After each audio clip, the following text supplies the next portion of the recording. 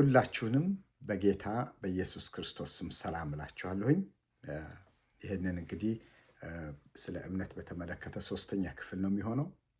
አሁንም እምነትን ትንሽ ጠለቅ አድርገን እንድንመለከት በተለያየ አይነት መልክ እየተነጋገርን ነው። እግዚአብሔር የተመሰገነ ይሁን። ዛሬ ደግሞ እንድንነጋገርበት ያሰብኩት እምነት እንደ ድልድይ እንደሆነ እምነት እንደ ድልድይ በሚል ሐሳብ ነው ሼር ማድረጋችሁ። ሐሳቡን እዚህ ሳስረዳ በደንብ ይገባችኋል። እግዚአብሔር የተመሰገነ ይሁን። አሜን። ከእግዚአብሔር ምንም እርዳታ ብንፈልግ እሱ እንዴት እንደሚሰራ ማወቅ በጣም አስፈላጊ ነው። አሰራሩን፣ አደራረጉን በደንብ ማወቅና መረዳት በጣም ጠቃሚ ነው። ምንም ነገር እግዚአብሔር የሚሰራው በእምነታችን በኩል ነው። ካላመንነው ምንም ነገር ለእኛም ሊሰራልን አይችልም። ልናምነው ይገባል። እግዚአብሔር የተመሰገነው። ስለዚህ እምነት የሚለው ነገር ምንድን ነው? እግዚአብሔር እኛን ለመርዳት የሚገባበት በር ወይም ድልድይ ነው። በእምነት ድልድይነት በኩል ነው ማንኛውንም የእግዚአብሔር የሆነውን ነገር ወደኛ የሚለቀቀው። ቅዱሳን ኢየሱስ ክርስቶስ በመስቀል ላይ ሁሉን ነገር ነው የፈጸመው።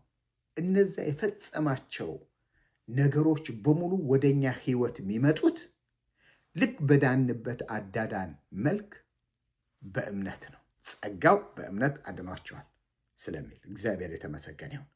አሜን። ኤፌሶን ምዕራፍ 2 ቁጥር 8 ላይ እንመለከተው እንችላለን። ሁላችንም ድልድይ ለምን እንደሚጠቅም እናውቃለን። በመካከል አንድ ትልቅ ውሃ ቢኖር ከአንድ አካባቢ ሌላ አካባቢ ለመሄድ በጣም ከባድ ነው የሚሆነው።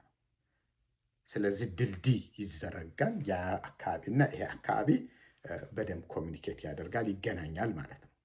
ልክ እንደዚሁ እኛና እግዚአብሔር እንድንገናኝ የሚያደርገን ነገር ድልድዩ እምነት ነው። ይሄንን ነው የምላችሁ። እግዚአብሔር የተመሰገነ ይሁን። አሜን። እምነት በራሱ አያድንም፣ አይፈውስም፣ ነፃም አያወጣም። ግን ለሚፈውስ፣ ለሚያድን፣ ነፃ ለሚያወጣ በር ይሆናል፣ ድልድይ ይሆናል ማለት ነው። እግዚአብሔር የተመሰገነ ይሁን። አሜን። እግዚአብሔር ለእኛ ያለው ነገር ሁሉ የጸጋው ኃይል፣ ቅባቱ፣ ጥበብ፣ ማንኛውንም አይነት አቅርቦት ከአምላካችን የሆነ ወደኛ የሚለቀቀው በእምነት በኩል ስናምነው ነው። አሜን። ይሄ እምነታችንን ይጨምርልን። አሜን። ጌታ ስሙ ብሩክ ይሁን። ጌታችን ኢየሱስ ክርስቶስ በመስቀል ላይ ሁሉም ነገር እንደጨረሰ እናውቃለን አይደል?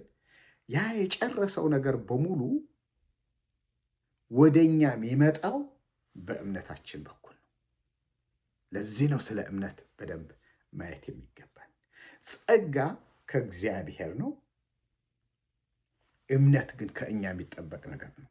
ላምን ይገባል። ኤኒቲንግ ከእግዚአብሔር ለመቀበል ላምነው ይገባል። ይሄ ማለት ነው ያለ እምነት እግዚአብሔር ደስ ማሰኘት አይቻልም። ላምነው ይገባል። ወይም ደግሞ እግዚአብሔር እኔን እንዲረዳ ከፈለግኩኝ ላምነው ይገባል። ይሄ ማለት ነው። እግዚአብሔር የተመሰገነ ይሁላችሁ። ይሁዳ አንድ መጽሐፍ ነው ያለው፣ አንድ ምዕራፍ ነው ያለው እና ይሁዳ ቁጥር 3 ላይ አንድ ቃል ላነብላችሁ። በጣም የሚገርም ቃል አለ። ወዳጆች ሆይ ስለ ጋራ መዳናችን ልጽፍላችሁ በብርቱ ፈልጌ ነበር።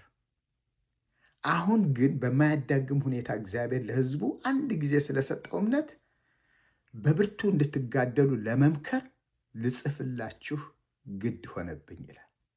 ተመልከቱ፣ እዚህ ጋር ለመጻፍ የፈለገው ስለ መዳናችን ነው። አንድ ምስጢር ለመግለጥ አስቦ እያለ በመካከል ግን ነው ይሄ ነው መቅደም ያለበት ብሎ ስለ እምነታችን እንድንጋደል በብርቱ እንድንጋደል ለመምከር ግድ ሆነብኝ ይላል። በጣም አስፈላጊ ነገር እንደሆነ ለማመልከት ነው። እግዚአብሔር የተመሰገነ። አሜን። ለምንድን ነው እምነታችንን የሚጨቁን ለመጉዳት የሚፈልግ ብዙ ነው። ጠላት እኔና እናንተ አታክ የሚያደርገው በመጀመሪያ በእምነታችን ዙሪያ ነው። እምነታችን ቦርቡሮት ነው። ምክንያቱም እግዚአብሔር ምንም ነገር ወደኛ የሚያመጣው ስናምንለት ነው። ግራ ካጋባው ይሄ ስለ እምነት ትክክለኛ መረዳት ከሌለን ምንም ነገር ከእግዚአብሔር ለመቀበል አንችልም። አሁን ያለውን የጊዜውን ሁኔታ ብዙ ነገሮች የሚለቀቁ ነገሮች አሉ። እነዚህ ነገሮች ሁሉ እኛ በትክክል እንዳናምን ከአምላካችን ምንም ነገር እንዳንቀበል ጠላት ያቀዳቸው እቅዶች ናቸው። ለዚህ ነው ስለ እምነት ትኩረት ሰጥቶ ተጋደሉ እያለን ያለው ይሁዳ። መጋደል አለብን። ጠላት አለ በዙሪያችን። እምነታችን ሊጨቁን የቆመ ጠላት አለ። እግዚአብሔር ስም ብሩክ ይሁን። የእምነታችን ጠላቶች ብዙ ናቸው። አንዱ ጥርጣሬ፣ መጠርጠር ራሱ የእምነት ጠላት ነው። ይሁን እንዲህ የምንላቸው ነገሮች፣ ፍርሃት የእምነት ጸር ነው። ፍርሃት አጋኔንታዊ ነው። እንደው ታመን ከፈራን ጠላት ነው እየሰራ ያለው ማለት ነው። እግዚአብሔር አለኝ አዳኝ አለኝ ካላልኩ ከባድ ነው የሚሆነው። ስለ ጤና፣ ስለ ስራ፣ ስለ ልጆች፣ ስለ ሁሉንም ነገር፣ ስለ ሌሎችን ነገሮች ፍርሃት ጠላት ይለቃል። አለማወቅ ራሱም ጠላት የሚጠቀምበት ነው። ሕዝቤ እውቀት ከማጣቱ የተነሳ ጠፍቷል ይላል። ዓለም ራሷ ለእምነት የምትመች አይደለችም። ሁኔታዎች፣ በዙሪያችን ያሉ ነገሮች በሙሉ ለእምነታችን ጸሮች ናቸው። ሂውማን ሪዝኒንግ፣ የኛ አመለካከት ራሱ ለእምነታችን አስቸጋሪ ነው የሚሆነው። እግዚአብሔር በስሜት አናውቀው። ስሜታችን ተጠቅሞ እግዚአብሔር አይረዳም። እምነታችን ነው የሚጠቀመው። እግዚአብሔር የተመሰገነ ይሁንላችሁ። ባጭሩ እምነት ትኩረት ልንሰጠው እንደሚገባ የሚያስረዱን የመጽሐፍ ቅዱስ ጥቅሶች ቶሎ ቶሎ ብዬ ልንገራችሁ። እምነት እግዚአብሔርን ደስ የምናሰኝበት፣ ያለ እምነት እግዚአብሔርን ደስ ማሰኘት አይቻልም። ዕብራውያን 11 ቁጥር 6 ጻፉትና በኋላ ማንበብ ትችላላችሁ። እምነት የዳንበት ነው። ኤፌሶን 2:8 ቅድም ማንቤላችኋለሁ። እምነት የተፈወስንበት ነው። አንደኛ ጴጥሮስ ምዕራፍ 2 ቁጥር 24 ብዙ ጊዜ የምናወራው ነው። እምነት የተቀደስንበት ነው። እግዚአብሔር የተመሰገነ ይሁን። ይህን ደግሞ አንደኛ ጴጥሮስ ምዕራፍ 2 ቁጥር 9 ላይ ልንመለከት እንችላለን። የጸደቅንበት ነው። ሮሜ 5:1 ልንመለከተው እንችላለን። ነፃነት ያገኘንበት ነው እምነት። ሮሜ 8:2 ዓለምን የምናሸንፍበት ነው። አንደኛ ዮሐንስ 5:4 ሰይጣንን የምንቀጠቅጥበትና የምናባርበት ነው። ኤፌሶን 6:16 ክርስቶስ በእኛ እንደሚኖር የምናረጋግጥበት ገላትያ ምዕራፍ 2 ቁጥር 20። እግዚአብሔር የተመሰገነ። እነዚህን ነገሮች ለምንድን ነው የማወራው? ስለ እምነት አሁንም በብርቱ እንድንጋደል፣ ስለ መጽሐፍ ቅዱሳዊ እምነት በውስጣችን ከፍ እንዲረዳን ነው። እግዚአብሔር የተመሰገነ ይሁን። ሌላ መልክ ደግሞ ላሳያችሁ። እምነት ልክ እንደ ውሃ ቧንቧ ልንመለከተው እንችላለን። አሜን። በደንብ ስንመለከተው ክሊር ይሆንላችኋል። በአንድ ቤት ውስጥ ብዙ ቧንቧ መስመር አለ አይደል? ሬስትሩም ቧንቧ ተዘርግተዋል። ሻወር ቧንቧ ተዘርግተዋል። ኪችን ቧንቧ አለ። እያንዳንዱ እነዛ ሁሉ ለምንድን ነው የተዘረጉት? ውሃ ለማስተላለፍ ነው። ውሃው በዛ ውስጥ አልፎ ነው የምንጠቀመው። እንደዚሁም ልክ ውሃው የእግዚአብሔር ቃል አድርጋችሁ ተመልከቱት። ቧንቧው ደግሞ እንደ እምነት ተመልከቱት። ለእያንዳንዱ ክፍል በዚህ እምነት ድልድይነት ወይም ደግሞ ቱቦ አማካይነት ወደኛ ይመጣል ማለት ነው። እግዚአብሔር የተመሰገነ ይሁን። ስለዚህ ለየተለያየ ክፍል የተለያየ ቧንቧ እንደምንገጥም እንደዚሁም ደግሞ ለህይወታችንም ለተለያዩ ጉዳዮቻችን የተለያየ እምነት ቃል ልንዘረጋ ይገባል። እግዚአብሔር የተመሰገነ ይሁን። አሜን።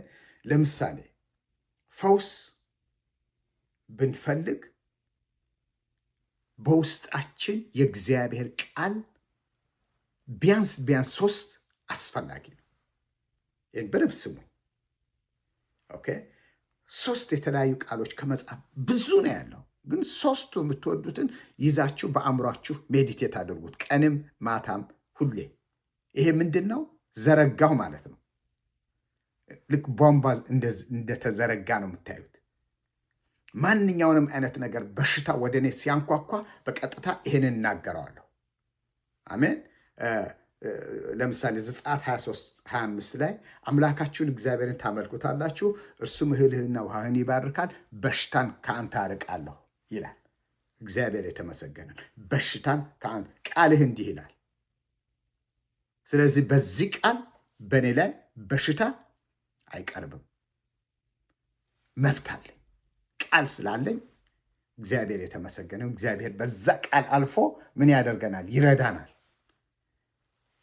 አሜን ነው። ለምሳሌ ስለ ክንውን ብንፈልግ ፊልጵስዩስ 4:19 ላይ አምላኬ እንደ ባለጠግነቱ መጠን በክብር በክርስቶስ ኢየሱስ የሚያስፈልጋችሁን ሁሉ ይሞላባችኋል ይላል። ቃል ነው አይደል? የእግዚአብሔር ቃል ነው። በቃ እግዚአብሔር ብሎናል። እግዚአብሔር ይህን ሰጥቶናል። ስለዚህ ይህን ቃል እናምነዋለን። ይህን ቃል አምናለሁ። አሜን። ስለዚህ በእኔ ላይ ክንውን እንዲሆን በዚህ ቃል እናገራለሁ፣ አውጃለሁ። ሌላ ጊዜ ምናልባት እንዴት እንደምንቀርብም እናወራዋለን። እግዚአብሔር የተመሰገነ፣ ከዚህም በተሻለ ማለት ነው። ስለዚህ አምላኬ እንደ ባለጠግነቱ መጠን በክብር በክርስቶስ ኢየሱስ የሚያስፈልጋችሁን ሁሉ ይሞላባችኋል ተብሎ ተጽፏል። አባቱ ይህን ቃልህን አምናለሁ። ይህ ቃልህ እውነት ነው። ስለዚህ በጌታ በኢየሱስ ክርስቶስም ይሄ ጉዳይ እንደ ቃልህ እንዲፈጸም እንዲሆንልኝ እጠይቅሃለሁ። አመሰግንሃለሁ። ከዛ ምስጋና መቀጠል ነው። እግዚአብሔር የተመሰገነ ይሁን። በጤናችንም ቢሆን ቅድም ያነበብኩላችሁ ቃል ሌላም ማዕት ቃል አለ። ፊልጵስዩስ ምሳሌ 4 ላይ ብዙ ነው ያለው። እግዚአብሔር የተመሰገነ። እነዚህን ቃል ዲክሌር አድርገን ለእግዚአብሔር ገልጠን በዚህ ቃል መሰረት በእኔ ላይ ያለ በሽታ አዛሃለሁ፣ ሰውነትን ለቀሄድ በጌታ በኢየሱስ ስም ለቀሄድ። አሜን። የስሙ ስልጣን የምንጠቀመው በእንደዚህ አይነት መልክ። እግዚአብሔር የተመሰገነ ይሁን። አሜን። ሰላም ቢጠፋ በዙሪያችን አንድ ቃል ልስጣቸው። ኤፌሶን 2:14 እሱ ሰላማችን ነው ይላል። ጌታ ሰላሜ ነው። አንተ ሰላሜን ልትነሳ ወደ እኔ የቀረብ ማንኛውንም አይነት ሐሳብ ኢየሱስ ሰላሜ ነው፣ ልቀቅ።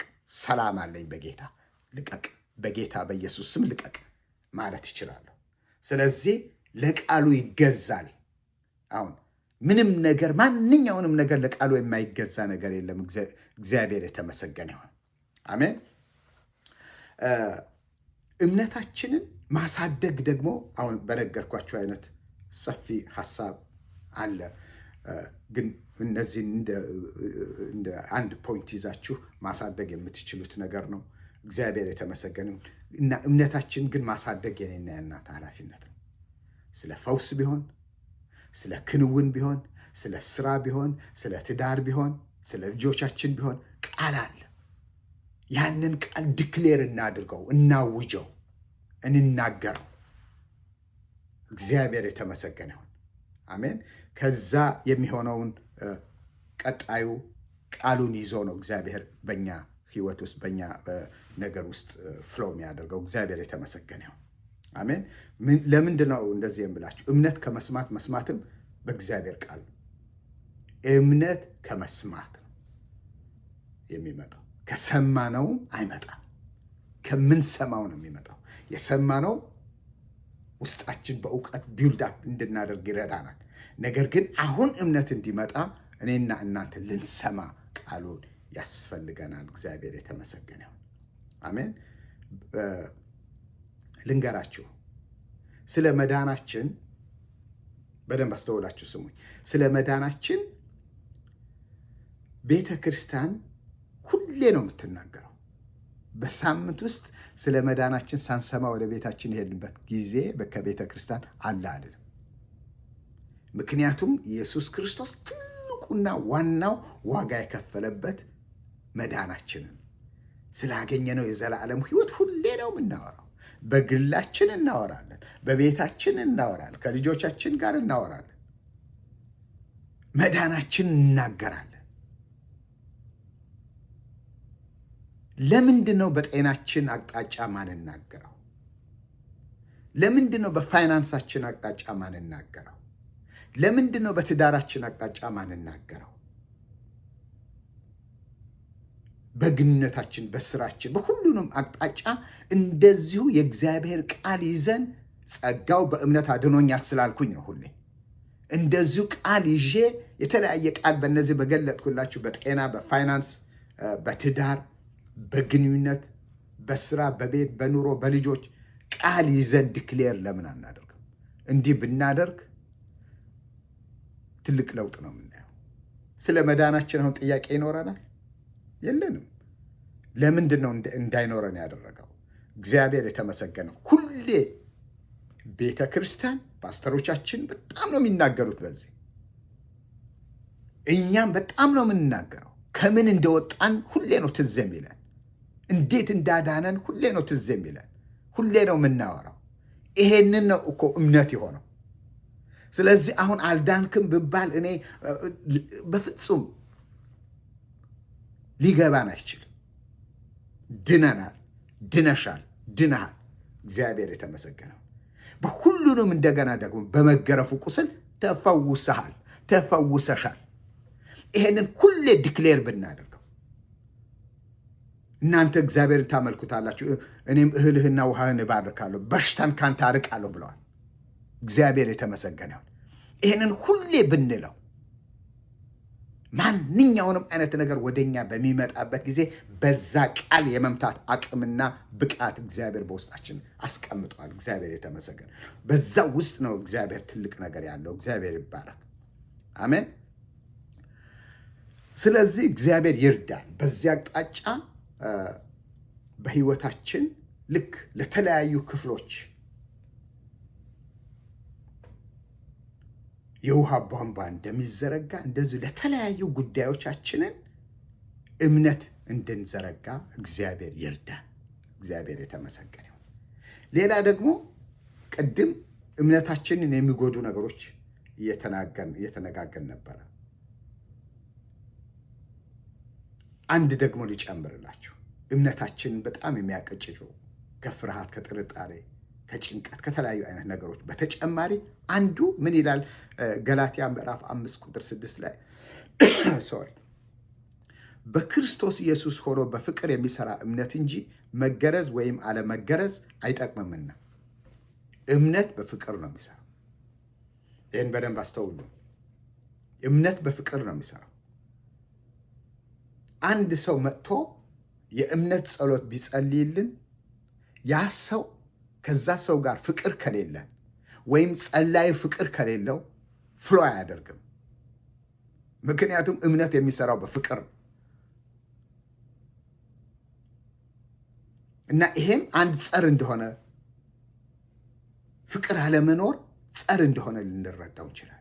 አንዳንዴ በጥላቻ ስንመላለስ የሆነ ራሳችን ነው የምንጎዳው። ስለዚህ ሁሌ በህይወታችን ውስጥ በተለይ ይቅር አለ ማለት፣ መራርነት፣ ቁጣ፣ አድመኛነት እነዚህ ነገሮች ከመጽሐፍ ቅዱስ የሚጠላቸው ነገሮች በእኛ ህይወት መኖር አንዱ ዋና የሚጎዳው እምነታችንን እንዳንጠቀምም እንዳንጠቅምም ያደርጋልና እነዚህን ነገሮች ከኛ እንዲወገዱ መስራት ይኖርብናል። እግዚአብሔር የተመሰገነ ይሁን። ጌታ ይባርካችሁ። በሌላ በዚሁ እምነታችን በተመለከተ በደንብ ቢውልድ አፕ ልናደርግ የምንችልበት ሀሳብ ተጨማሪ ሀሳብ በሚቀጥለው ቪዲዮ እለቅላችኋለሁኝ። እግዚአብሔር ይባርካችሁ። እንግዲህ ለእኔ ጉልበት የሚሆነኝ አንዱ ምንድን ነው? ጸልዩልኝ። ሁለተኛ ደግሞ ምን አድርጉ? ሼር አድርጉ፣ ላይክ አድርጉ፣ አሜን፣ ሰብስክራይብም አድርጉ። እነዚህ ነገሮች በጣም ጉልበት ይሰጣሉ እና ታውቃላችሁ። ጌታ ስሙ ብሩክ ይሁን። እግዚአብሔር ይባርካችሁ፣ ጸጋ ያብዛላችሁ፣ እምነታችሁ ይጨምር። አንድ ቀን ደግሞ ጊዜ ወስደን እንደምንጸልይ አምናለሁኝ። የእግዚአብሔር ጸጋ ከእናንተ ጋር ይሁን። ተባረኩ።